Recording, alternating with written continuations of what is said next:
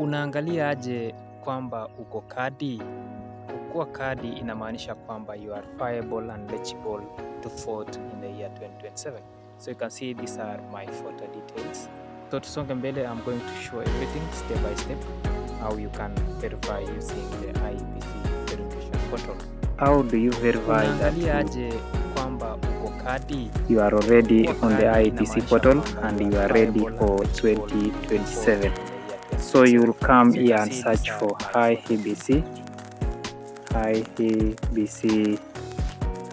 verification portal.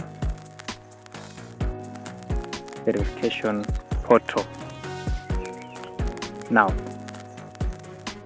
so you will click the first link. You can see verify.iebc.or.ke.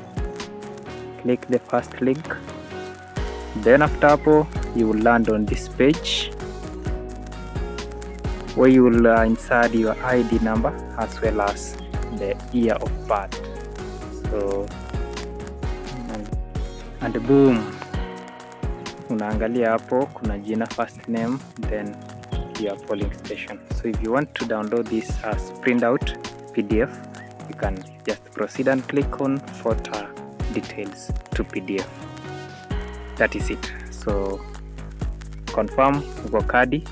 So click on IEBC portal verification, then you enter your ID number as well as the year of birth, then confirm.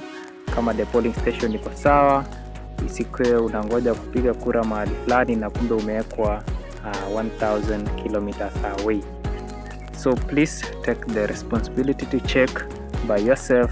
There is no need to look for the IEBC officers who are going to Duma to check this one. So you can check this one online. So until next time, see you. Peace. Make sure to like the video. You can as well share to your friends. Bye.